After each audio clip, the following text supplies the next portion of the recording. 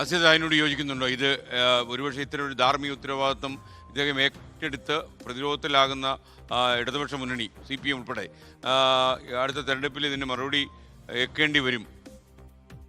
ഇപ്പോൾ ധാർമ്മിക ഉത്തരവാദിത്തം ഏറ്റെടുക്കുന്നു എന്ന് അക്കാലത്തെ മന്ത്രി പറഞ്ഞതുകൊണ്ട് വലിയ കോലാഹലങ്ങളോ വിവാദങ്ങളോ ഒന്നും ഉണ്ടാകും, അല്ലെങ്കിൽ അവർ ആകെത്തുകയിൽ മറുപടി പറയേണ്ടി വരുമെന്നൊന്നും ഞാൻ കരുതുന്നില്ല. അതിൽ MA ബേബി പറഞ്ഞതുപോലെ അദ്ദേഹത്തിന്റെ രാഷ്ട്രീയ ഔന്നത്യമായിരിക്കാം ഒരു പക്ഷേ അക്കാലത്ത് ധാർമ്മിക ഉത്തരവാദിത്തം എനിക്കുണ്ട് എന്ന് കടകംപള്ളി പറയുന്നത്. നമുക്കറിയാവുന്നതുപോലെ തന്നെ ദേവസ്വം വകുപ്പുമായി ബന്ധപ്പെട്ട് അതിന്റെ ദൈനംദിന കാര്യങ്ങളിലോ മീറ്റിങ്ങുകളിലോ ഒന്നും ഇടപെടാനുള്ള റൈറ്റുള്ള ആളല്ല ദേവസ്വം മന്ത്രി എന്നുള്ളത് നമുക്കറിയാം. ഒരു ഉത്തരവിലും ഒപ്പുവെക്കേണ്ട ആളുമല്ല ദേവസ്വം മന്ത്രി എന്നുള്ളത് നമുക്കറിയാം. അപ്പോൾ ആ നിലയിൽ അതുകൊണ്ട് തന്നെ അദ്ദേഹത്തിന്റെ കാലയളവിൽ അദ്ദേഹം ദേവസ്വം മന്ത്രിയായിരിക്കെ നടന്ന കാലയളവിൽ നടന്നൊരു വലിയ അഴിമതി, വിശ്വാസികളെ വേദനിപ്പിക്കുന്നത്, സമൂഹത്തിൽ ആകെ ചർച്ച ചെയ്തൊരു കാര്യത്തിൽ ധാർമ്മിക ഉത്തരവാദിത്തം ഉണ്ട് എന്ന് അദ്ദേഹം പറയുന്നുണ്ടെങ്കിൽ അത് സ്വാഗതാർഹമാണ്. അതിന്റെ അർത്ഥം അദ്ദേഹം കൂടിച്ചേർന്ന് നടത്തിയ അഴിമതി എന്നുള്ളതല്ല. അതിൽ ഇനി നാളെ മുതൽ ഇടതുമുന്നണിയാകെ മറുപടി പറയേണ്ടി വരും എന്നും ഞാൻ കരുതുന്നില്ല.